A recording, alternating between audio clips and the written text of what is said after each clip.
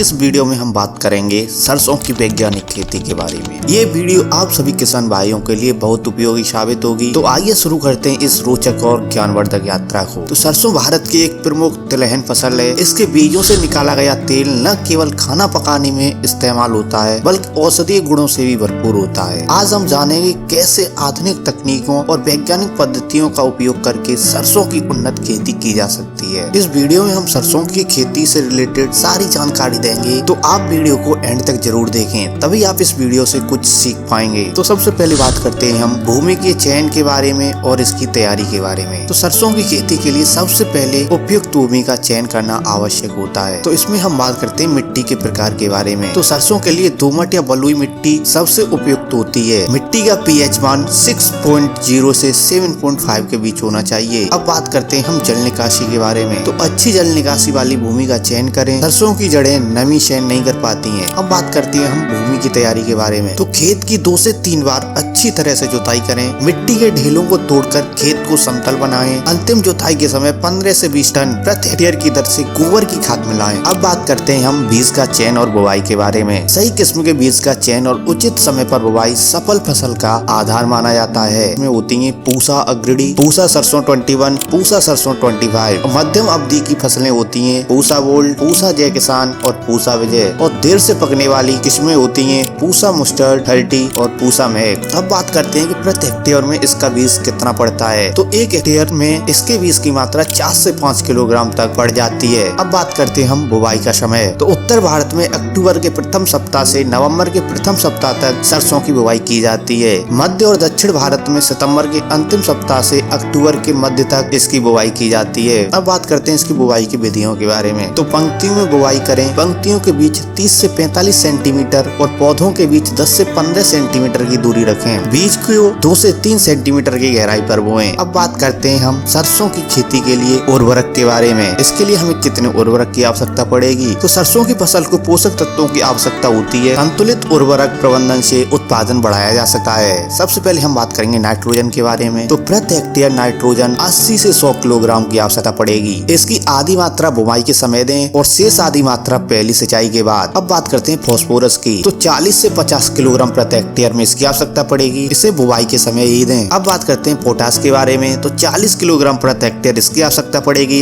इसको भी बुवाई के समय ही दें। साथ ही आपको 20 से 40 किलोग्राम प्रति हेक्टेयर सल्फर भी बुवाई के समय ही देनी चाहिए। इसके अलावा आप जैविक खाद का भी प्रयोग कर सकते हैं, जिसे 5 से 10 टन हेक्टेयर गोबर की खाद या कंपोस्ट खाद का भी आप इस्तेमाल कर सकते हैं, वो भी जुताई से पहले। अब बात करते हैं हम सरसों की वैज्ञानिक खेती के लिए सिंचाई प्रबंधन के बारे में। तो सरसों की फसल को नियमित और संतुलित सिंचाई की आवश्यकता होती है। इसकी पहली सिंचाई बुवाई के 30 से 35 दिन बाद शाखाओं के निकलने से पहले कर दें। इसकी दूसरी सिंचाई पहली सिंचाई के 50 से 60 दिन बाद फूल आने के समय कर दें। और इसकी तीसरी सिंचाई दूसरी सिंचाई के 30 से 40 दिन बाद फली बनने के समय कर दें। आपको इसमें सावधानी ये रखनी है कि अधिक सिंचाई से बचें, क्योंकि ये जड़ों को नुकसान पहुंचा सकती हैं और फसल की वृद्धि को प्रभावित कर सकती है। अब बात करते हैं हम खरपतवार नियंत्रण की। तो खरपतवार फसल की वृद्धि और उत्पादकता को काफी प्रभावित करते हैं। इनके नियंत्रण के लिए आपको मेरे द्वारा बताए गए इन उपायों का प्रयोग करना चाहिए। सबसे पहले हम बात करते हैं यांत्रिक नियंत्रण की। तो बुवाई के 20 से 25 दिन बाद निराई गुड़ाई करें। साथ ही साथ आवश्यकता अनुसार 40 से 45 दिन बाद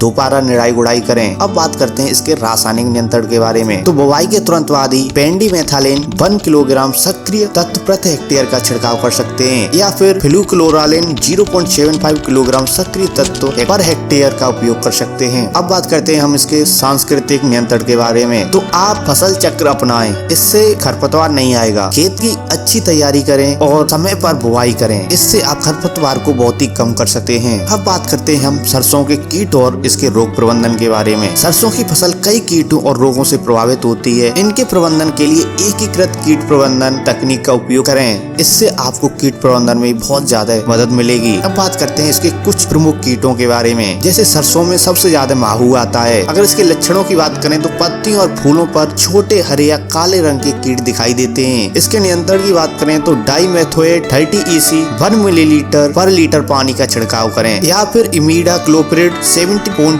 SL 0.3 मिलीलीटर पानी का प्रयोग करें। इसका दूसरा प्रमुख कीट होता है तना माछी। अगर इसके लक्षण की बात करें तो तने में छेद और सूखी हुई शाखाएं दिखाई देती हैं। अगर इसके नियंत्रण की भी बात करें तो क्लोरोफाइरिफॉस 20 EC 2 ml पर लीटर पानी का छिड़काव करें। प्रभावित तनों को काट कर नष्ट कर दें। तीसरा इसका प्रमुख कीट होता है सफेद रस्ट। तो इसके लक्षणों की बात करें तो पत्तियों पर सफेद या क्रीम रंग के धब्बे दिखाई देते हैं। अगर इसके नियंत्रण की बात करें तो मैक्रोजिब 2 ग्राम पर लीटर पानी का छिड़काव करें और रोग प्रतिरोधी किस्मों का प्रयोग करें जिससे कि सफेद रस्ट न आए। अब बात करते हैं सरसों के प्रमुख रोगों के बारे में। पहला रोग होता है ऑल्टरनेरिया पत्ती धब्बा। अगर इसके लक्षण की बात करें तो पत्तियों पर गोल या अनियमित आकार के भूरे धब्बे हो जाते हैं। अगर इसके नियंत्रण की बात करें तो मैक्रोजिब 2 ग्राम पर लीटर पानी का छिड़काव करें या फिर प्रोपिकोनोजोल 1 मिलीलीटर पानी का इस्तेमाल करें। दूसरा इसका रोग होता है सफेद कीट जिसे हम श्वेत रतुआ भी कहते हैं। अगर इसके लक्षण की बात करें तो पौधों की सभी हरी भागों पर सफेद फुंसियां दिखाई देती हैं। अगर इसके नियंत्रण की बात करें तो मेटालेक्सिल प्लस मैक्रोजिब 2 ग्राम पर लीटर पानी का छिड़काव करें। खेत में पानी का जमाव न होने दें। अगर खेत में पानी का जमाव होता है तो इस रोग के आने की संभावनाएं अधिक होती हैं। कीटनाशकों और फंगीसाइड्स का प्रयोग करते समय सुरक्षा उपयोगों का पालन करें और निर्देशों को ध्यान पूर्वक पढ़ें। अब बात करते हैं हम फसल की कटाई और उपज प्रबंधन के बारे में। तो सही समय पर और उचित तरीके से फसल की कटाई करना बहुत ही महत्वपूर्ण होता है। सबसे पहले हम बात करते हैं कटाई का समय क्या होता है। जब फलियां पीली भूरी हो जाएं और बीज कड़े हो जाएं तब हमें कटाई करनी चाहिए। कटाई हमेशा सुबह या शाम के समय ही करें जब ओस न हो। अब बात करते हैं हम कटाई की विधि के बारे में। तो हाथ से या मशीन से कटाई कर सकते हैं। पौधों को जड़ से उखाड़ें या जमीन से 15 से 20 सेंटीमीटर ऊपर से काटें। अब बात करते हैं इसकी मड़ाई और थ्रेशिंग के बारे में। तो कटाई के बाद फसल को 3 से 4 दिन सुखाएं। उसके बाद इसे थ्रेशर या हाथ से मड़ाई कर सकते हैं। अब बात करते हैं इसके बीज की सफाई और भंडारण के बारे में। तो बीज को अच्छी तरह साफ करें और सुखाएं। बीज में नमी 8 से 10% तक कम करें। बीज को बोरों में भरकर ठंडे और सूखे स्थान पर रखें। अब बात करते हैं इस वीडियो के सबसे प्रमुख हिस्से के बारे में। वो है सरसों की खेती में आर्थिक पहलू कि इसमें कितनी लागत लगती है और इससे कितनी आय हो सकती है। तो सरसों की खेती न केवल पोषण सुरक्षा प्रदान करती है बल्कि किसानों के लिए एक लाभदायक व्यवसाय भी हो सकता है। अगर इसके उत्पादन लागत की बात करें तो 1 हेक्टेयर में लगभग 25,000 रुपए से लेकर 30,000 रुपए तक की लागत आती है। इसमें बीज, उर्वरक, श्रम और अन्य इनपुट शामिल होते हैं। अगर इसकी उपज की बात करें तो उन्नत किस्मों और वैज्ञानिक प्रबंधन से 15 से 20 क्विंटल प्रति हेक्टेयर तक इसकी उपज प्राप्त की जा सकती है। और बाजार में इसके मूल्य के बारे में बात करें तो सरसों का बाजार मूल्य लगभग 4,000 रुपए से 5,000 रुपए प्रति क्विंटल तक होता है। यह मूल्य मौसम और मांग के अनुसार बदल भी सकता है। अगर इस तरह से इसकी कुल आय की बात करें तो औसतन 15 क्विंटल प्रति हेक्टेयर उपज और 4500 रुपए प्रति क्विंटल मूल्य मानते हुए कुल आय लगभग 67,500 रुपए हो जाती है। अगर इससे शुद्ध लाभ की बात करें, इसमें शुद्ध लाभ का मतलब है इसमें लागत घटाकर जो प्राप्त आय हुई है उसकी बात करें तो उत्पादन लागत घटाने के बाद शुद्ध लाभ लगभग 37,500 रुपए से 42,500 रुपए प्रति हेक्टेयर हो सकता है। अगर आप सरसों को और ज्यादा महंगाई पर बेचना चाहते हैं तो आप सरसों के तेल और खली का उत्पादन करके अतिरिक्त आय प्राप्त कर सकते हैं। जैविक सरसों की खेती करके उच्च मूल्य प्राप्त किया जा सकता है।